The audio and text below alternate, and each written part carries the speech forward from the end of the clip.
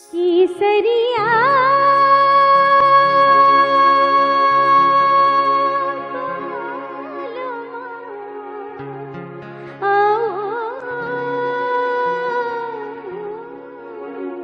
पधारोनी म्हारे देश देशनी पधारोनी म्हारे देशनी केसरिया बालम आओ सा पधारोनी म्हारे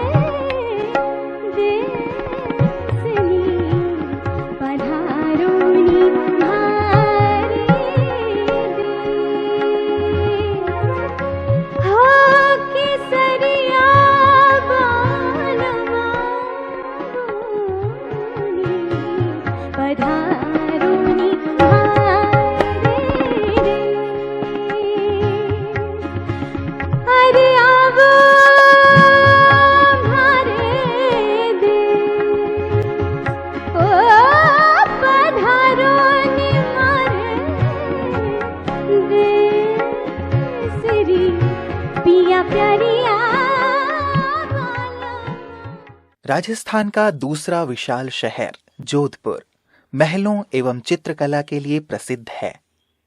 राजा जोधाराव के द्वारा बसाए वैभवशाली शहर जोधपुर में आदरणीय शील दीदी जी निमित्त हैं। दीदी जी का जन्म 1950 में जयपुर के एक संपन्न परिवार में हुआ। जन्म से ही आप ईश्वर अनुरागी थीं। आपको 1963 में जयपुर में ईश्वरीय ज्ञान की प्राप्ति हुई। आपने अपनी लौकिक पढ़ाई बीए में राजस्थान यूनिवर्सिटी से सिल्वर मेडल प्राप्त किया। 1964 में संस्था के मुख्यालय माउंट आबू में आपको संस्था के संस्थापक युग पुरुष पिताश्री ब्रह्मा बाबा और यज्ञ माता मातेश्वरी जगदम्बा से मिलने का गौरव प्राप्त हुआ। मम्मा, बाबा व दादियों की अलौकिक पालना के फलस्वरूप सन 1971 से जयपुर, उदयपुर, डूंगरपुर, अलवर इत्यादि स्थानों पर ईश्वरीय ज्ञान वर्षा करते हुए 1994 से आप जोधपुर में ही निमित्त बन सेवाएं दे रहे हैं। इस युग परिवर्तन के महान कार्य में विश्व कल्याणी बन जन कल्याण हेतु army camp course, future of power, महिला सशक्तिकरण, ज्यूरिस्ट सेमिनार, तनाव मुक्त शिविर, नवरात्रि मेला आदि कार्यक्रमों का आयोजन किया। वर्तमान समय 2 सेवा केंद्र, 6 उप सेवा केंद्र, 4 गीता पाठशालाओं, 16 टीचर्स बहनों के नेतृत्व में 5000 से भी अधिक विद्यार्थी परमात्म शक्ति द्वारा अपने व्यक्तित्व को देवत्व की ओर ले जा रहे हैं।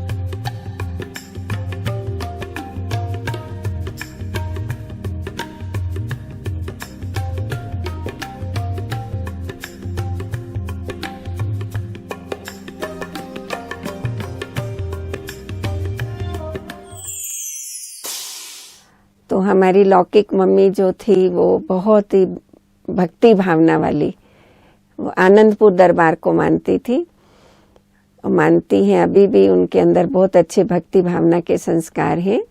लेकिन हमारे पिताजी जो थे वो थोड़ा खाने पीने वाले थे, जैसे पंजाबी परिवारों में ड्रिंक करना, तामसिक भोजन आदि करना, इस प्रकार से उनका भोजन रहता था। तो हमारी माँ जो थी वो हमेशा ये चाहना रखती थी कि उनका भी भोजन शुद्ध हो जाए, वो भी सात्विक प्रकृति के बन जाएं। तो लौकिक माँ के संस्कार भक्ति भावना वाले थे, वही संस्कार मुझे भी प्राप्त हुए, हमारे परिवार में और भाई बहनों को भी प्राप्त हुए।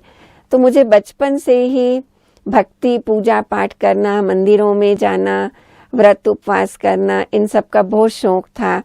मैं गीता पढ़ती थी, सुख सागर पढ़ती थी, पढ़ाई का भी शौक था, सिलाई बुनाई कढ़ाई, इसमें मेरा काफ़ी समय जैसे खर्च हो जाता था। पढ़ाई में भी बहुत रुचि थी कि अच्छी तरह से नंबरों से ही पास होना चाहिए। तो ऐसे ही हमारा जीवन चल रहा था। तो हमारे अंकल श्यामलाल जी तनेजा, वो उनका और हमारा घर बिल्कुल पास पास में ही। तो उनका सबसे पहले ब्रह्मा कुमारी विश्वविद्यालय से वहाँ जयपुर में संपर्क हुआ। वो एक ब्रह्मा कुमारी के बारे में उस समय लोगों के मन में बहुत गलत धारणाएं थी। तो एक इंक्वायरी के हिसाब से ही वो वहाँ पर गए थे, देखें क्या होता है वहाँ पर। लेकिन वहाँ जाकर के उनको जो अनुभूतियाँ हुई, जो शांति मिली, तो उनके जीवन के अंदर एकदम परिवर्तन आ गया। तो उनका खाना पीना शुद्ध हो गया और उन्होंने ही हमें सबसे पहले इस संस्था के बारे में इंट्रोड्यूस किया। और एक दिन मेरे को कहा कि चलो शील, मैं तुमको एक बहुत अच्छी जगह ले चलता हूँ। तो उनके साथ ही मैं और मेरी कज़न सिस्टर जो प्रेम बहन थी, उनको हम वो सबसे पहले वहाँ सेंटर पर लेकर के गए। तो जैसे ही हम वहाँ पर पहुँचे तो सेंटर का वातावरण बहुत शांत पवित्र, योग चल रहा था, संध्या काल का समय था। तो उस वातावरण से मैं इतना प्रभावित हुई, एक खींच होने लगी। वहाँ बहनों ने थोड़ा सा हमको आध्यात्मिक ज्ञान दिया। बाल अवस्था में ही 13 साल की उम्र थी, तो उस समय कुछ इतना समझ में तो नहीं आया, लेकिन वहाँ के वातावरण में जो खींच थी, उस खींच के कारण हम प्रतिदिन वहाँ पर जाने लगे। और जैसे ही हमारे पिताजी को मालूम हुआ कि ये वहाँ जाने लगी है, तो उन्होंने बहुत विरोध शुरू किया और मेरे को मना किया कि तुम वहाँ नहीं जाओ ब्रह्मा कुमारी के पास। लेकिन मेरे को तो इतनी लगन लगी और माँ का पूरा सहयोग था, तो मैं प्रतिदिन वहाँ जाने लगी और बाबा मुझे बहुत अच्छे अच्छे अनुभव कराने लगे। थोड़े समय के पश्चात हमारे अंकल और आंटी वो आबू आने लगे, तो उन्होंने मेरे को कहा कि चलो आबू चलो।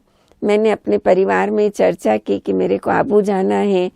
तो पहले तो उन्होंने कहा नहीं जाना है, लेकिन फिर सोचा चलो बच्ची है, घूम फिर करके आ जाएगी, और उन्होंने मेरे को आबू में आने की परमिशन दी। सबसे पहले जब हम यहाँ पर पहुँचे, बाबा को जब देखा, बाबा ने हमको गोद में लिया, तो बाबा जैसे एकदम, बाबा का शरीर जैसे रूई की तरह, एकदम फरिश्ते की तरह बाबा ने इतना प्यार किया। और 1-2 दिन के बाद रात का समय था, मैं अपने कमरे में आबू में ही जा रही थी, पांडव भवन में जहाँ हमारा मुख्यालय है, वहाँ से जब कमरे की ओर जा रही थी, तो ब्रह्मा बाबा ने एक ऐसा वरदान दिया जिससे हमारा पूरा ही परिवार का जीवन ही बदल गया। तो जैसे ही मैं जा रही थी, बाबा अपने कमरे से निकले और बाबा ने मेरे को कहा, बच्ची तुम भगवान लाल की बेटी हो। हमारे लौकिक पिता का नाम भगवान दास था। तो बाबा क्या करते थे, जिसके नाम के पीछे दास अक्षर होता था, बाबा वो नाम दास अक्षर हटा देते थे। बाबा कहते थे बच्ची दास थोड़ी बनना है। तो बाबा ने उनको कहा तुम भगवान लाल की बेटी हो। क्योंकि हमारी निमित्त टीचर जो निर्मला दीदी थी, जिन्होंने हमको इस ईश्वरीय ज्ञान में चलाया, उन्होंने बाबा को पहले से ही परिचय बता दिया था, हमारे पिताजी के बारे में बता दिया था, हमारे बारे में। तो बाबा ने कहा कि बच्ची तुम भगवान लाल की बेटी हो। मैंने कहा जी बाबा। तो बाबा ने एक वरदान दिया। बाबा ने कहा बच्ची तुम्हें अपने बाप की सेवा करनी है।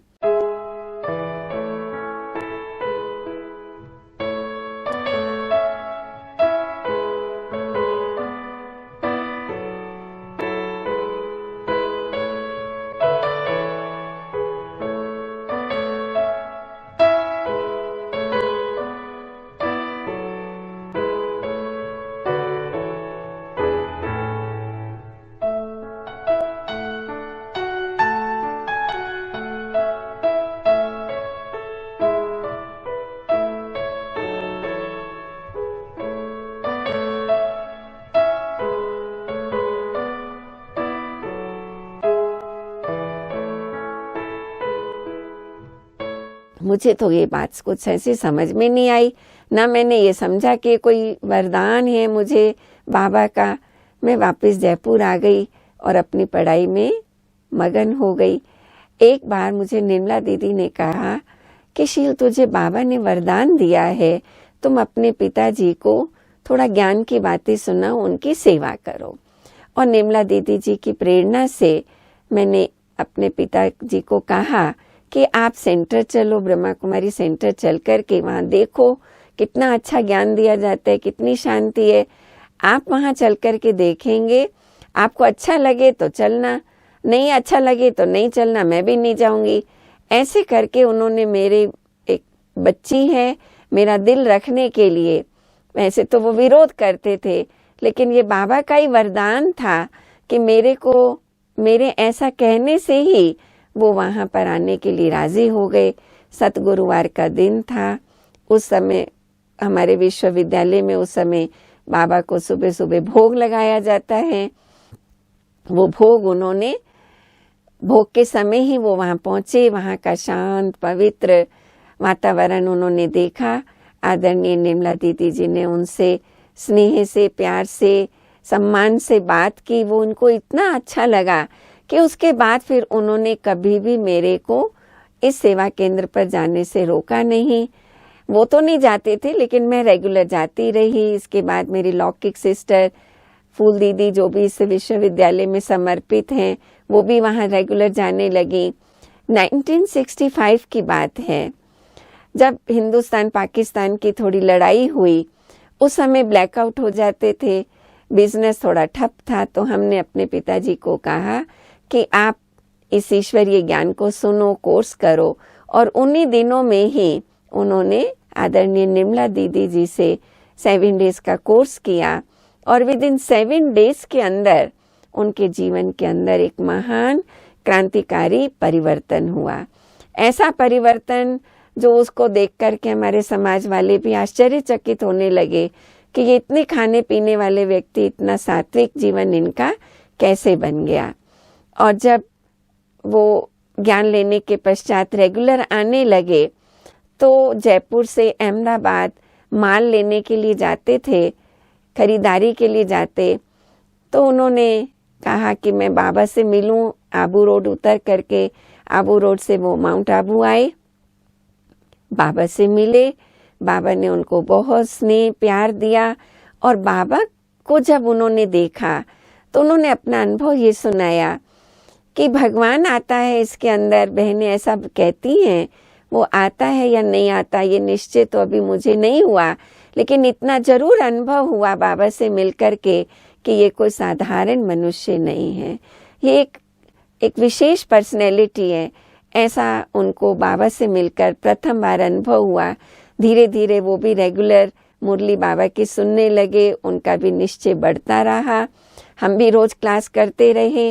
बाबा ने उनको कहा कि बच्चे, तुम अहमदाबाद तो माल खरीदने के लिए जाते ही हो, जब जब जाते हो आबू रोड रुक जाया करो, आबू से माउंट आबू आकर के बाबा से मिल के जाया करो।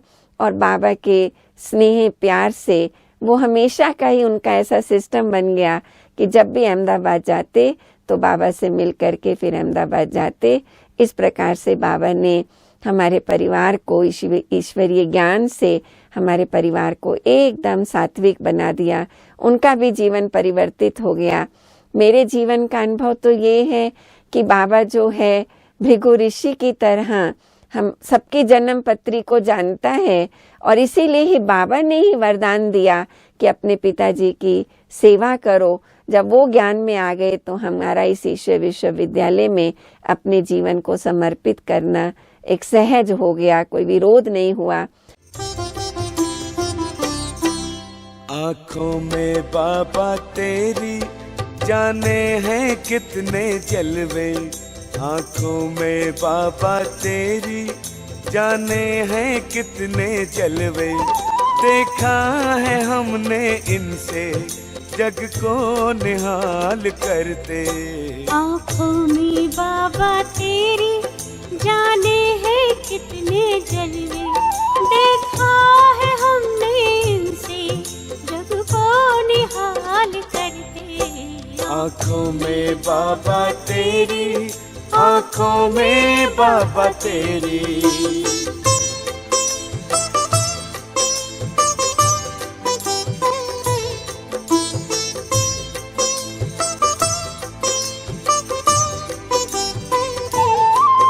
भगवान को भी बाबा आंखें तेरी लुभाई, भगवान को भी बाबा आंखें तेरी लुभाई।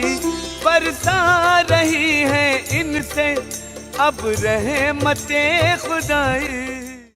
1969 में जब ब्रह्मा बाबा 18 जनवरी को अव्यक्त हुए, एक जीवन के अंदर परिवर्तन का मोड़ आया हमारे जीवन के अंदर। कैसे?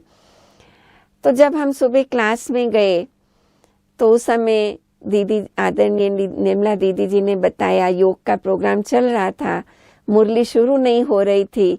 सब भाई बहनों के मन में एक संकल्प था। क्या हुआ? दीदी ने बताया कि ब्रह्मा बाबा अव्यक्त हो गए। जिसको भी आबू चलना हो बाबा के अंतिम दर्शन करने के लिए वो चल सकते हैं। और हम लोग, मैं, हमारे पिताजी और भी हमारे परिवार के और मेंबर्स और भी जयपुर के भाई बहन, हम सब आए आबू में। बाबा के हमने अंतिम दर्शन किए। और 21 जनवरी को जब बाबा का अंतिम संस्कार हो रहा था पांडव भवन के आंगन में, जहाँ पर अभी शांति स्तंभ बना हुआ है, वहाँ पर खड़े होकर के बाबा ने कहा, मन बहुत दुख ऐसा हो रहा था कि बाबा अव्यक्त हो गए हैं, पता नहीं मेरे जीवन से क्या चला गया। बहुत बाबा का प्यार पाया हुआ था, बहुत रोना आ रहा था। तो मन में आया, बाबा अव्यक्त हो गए, अब तो बहुत कम समय है, कभी भी विनाश हो सकता है। और वहीं खड़े खड़े ही मैंने ये संकल्प किया कि अब मुझे आगे की पढ़ाई नहीं करनी है। उस समय मैं बीए ऑनर्स सेकंड ईयर में थी, मेरा एक फाइनल ईयर बाकी था। बस ये पूरा करके मुझे अपना जीवन जो है वो ईश्वरीय सेवा के अंदर ही समर्पित करना है। बाबा ने 21 जनवरी को ऐसी मुरली चलाई, गुलजार दादी जी के तन में प्रवेश होकर के शक्तिशाली मुरली चलाई, जिससे हमें बहुत शक्ति मिली। कई प्रश्नों का समाधान की हो गया कि बाबा का ये कार्य अब आगे कैसे बढ़ेगा, और इसी कार्य के अंदर ही मुझे अब अपना जीवन समर्पित करना है। हम जयपुर वापस आए और हमने संकल्प किया कि ये पढ़ाई छोड़ देनी है, अब ईश्वरीय पढ़ाई करनी है और दूसरों को भी ईश्वरीय पढ़ाई करा के उनके जीवन के अंदर भी परिवर्तन करना है, समाज की सेवा करनी है। ऐसा शुभ संकल्प इतना पावरफुल हुआ। लेकिन ये भी मन में संकल्प आया कि पढ़ाई अगर छोड़ेंगे तो अच्छी तरह से छोड़ेंगे। कोई ऐसा ना कहे कि कम नंबर आ गए थे इसलिए पढ़ाई छोड़ी, नहीं, अगर छोड़ूंगी तो इज्जत से छोड़ूंगी। बाबा को ऐसा संकल्प दिया और बाबा ने इतनी शक्ति दी, पढ़ाई अच्छी तरह से पढ़ी तो राजस्थान यूनिवर्सिटी में मुझे सिल्वर मेडल मिला। फर्स्ट डिवीज़न सिल्वर मेडल से मैंने बीए ऑनर्स किया। और 1970 में ही जिस दिन रिजल्ट निकला उसी दिन ही मैं जोधपुर के लिए रवाना हुई, क्योंकि जोधपुर उस समय जब बाबा अव्यक्त हुए तो राजस्थान के अंदर और सेवा केंद्र नहीं थे। जोधपुर सेवा केंद्र उस समय खुला बाबा के अव्यक्त होने के पश्चात।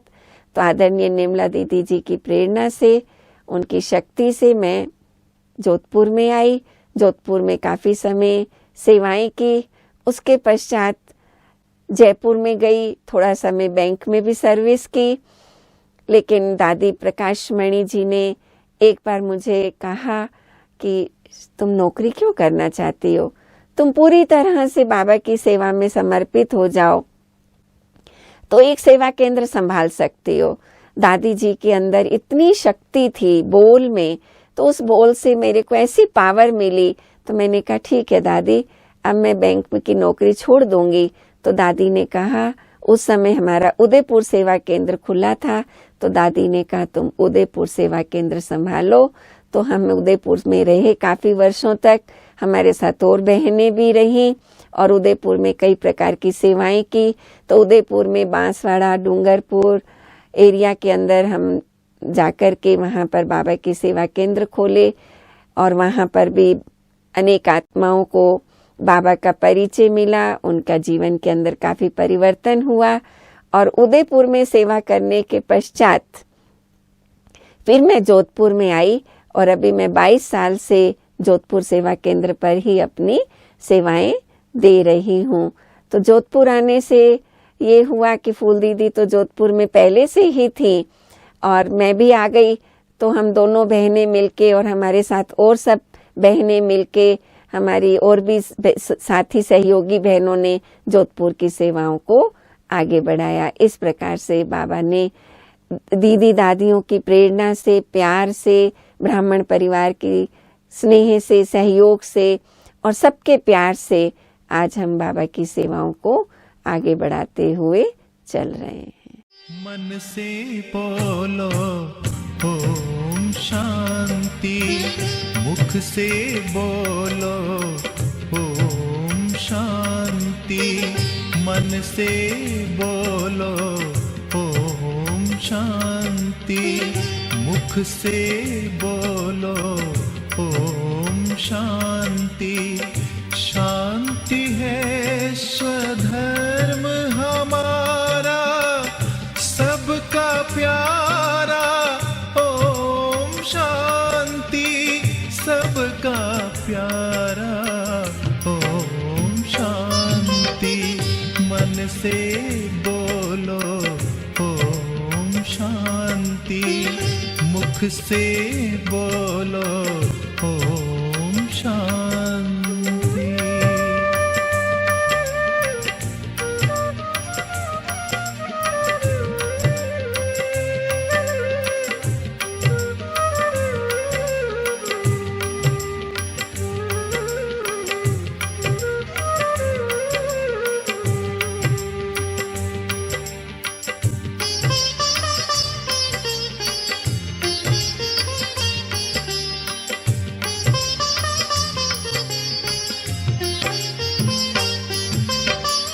यही है एक महामंत्र जो तन मन को शीतल बनाए, राजयोग का धार यही है जीवन को निर्मल बनाए।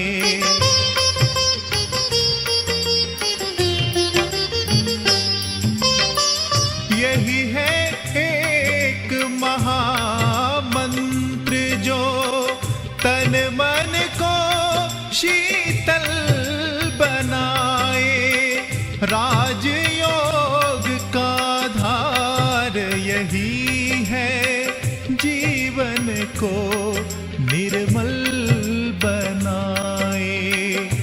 दिल से बोलो ओम शांति, नैनों से बोलो ओम शांति। सेवाओं के फील्ड में रहते हुए इस बात का मैं हमेशा ध्यान रखती हूँ कि जो भी बाबा के बच्चे सेंटर्स पर आते हैं, उन सब बाबा के बच्चों को कि हमें अच्छी तरह से सेवा करनी है, कितना त्याग करके वो आते हैं, तो उनके लिए समय जरूर निकालना है, उनको ज्ञान योग से अच्छी पालना देनी है और उनके साथ बहुत स्नेह पूर्वक व्यवहार करना है ताकि वो माया की दुनिया से निकल के ईश्वर के बन जाएं। और ये भी दादी जानकी जी की क्लास हमने की तो उनसे प्रेरणा मिली, बाबा की मुरलियों से भी प्रेरणा मिली कि कभी भी किसी भी सेवा के लिए ना नहीं करनी है, क्योंकि बाबा कहते हैं ना माना नास्तिक। अगर नहीं भी सेवा करना वो आता, वो गुण विशेषता बाबा भर देता है। सेवा के हर फील्ड में जहाँ जहाँ भी रहे, चाहे कहीं पद यात्रा में गए, चाहे किसी भी और सेवाओं में गए, तो बाबा ने ऐसा अनुभव कराया कि कार्य तो बाबा का है, तुम तो केवल निमित्त मात्र हो।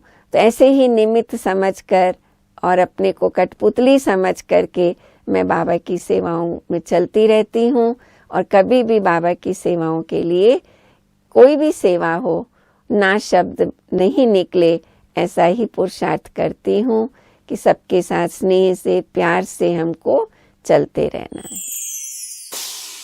दीदी के अंग संग रहकर ऐसा लगा जैसे बाप दादा के साथ रह रही हूँ, मम्मा की पालना मिल रही है। चाहे कोई छोटा हो या बड़ा, दीदी ने सबका सम्मान किया, इतने निर्माण और निर्मल रहे। दीदी का हर समय हर बच्चे से जो लगाव है वो एक माँ की ममता का एहसास हरदम हमें कराती है, और इससे हमें जो है अलग मोटिवेशन और अलग जो सपोर्ट मिलता है वो हमें बहुत ही अच्छी खुशी का एहसास कराती है। दीदी एक एक आत्मा पर विशेष अटेंशन देती है, चाहे रेस्ट के टाइम भी वो आत्मा आ जाए तो विशेष दीदी उससे मिलने जाएंगे, उनसे प्यार से बात करती है, तो वो एक ही बार में जैसे वो बाबा के बन जाते हैं। इतनी पालना का उनको अनुभव होता है। तो भले हमें ऐसा लगता है साकार बाबा को नहीं देखा, लेकिन इन दीदियों से हमको वो भासना सदा आती रहती है, और सदा ही दीदी की से हम ये सीखते हैं कि हर सेवा में कैसे एक्टिव रहना है, अलर्ट रहना है, और हमेशा बाबा की सेवा को एक्यूरेट करना है, काम चलाओ काम नहीं करना है। ये दीदी के जीवन से हमने सदा सीखा है।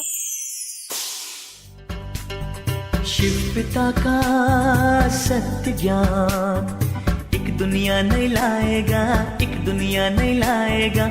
आत्म जागृति का संदेशा घर घर में पहुंचाएगा, घर घर में पहुंचाएगा। योगी बनो पवित्र बनो, योगी बनो पवित्र बनो। शिव पिता का सत्य ज्ञान एक दुनिया नहीं लाएगा, एक दुनिया नहीं लाएगा। योगी बनो पवित्र बनो, योगी बनो पवित्र बनो।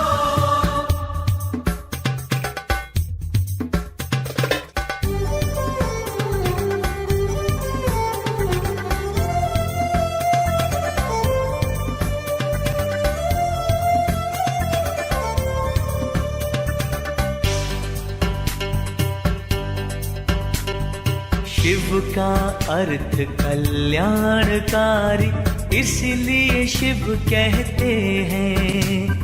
ब्रह्मा तन में होते अवतरित, जग परिवर्तन करते हैं। अविनाशी सुख शांति के लिए विश्व को दिशा दिखाएगा।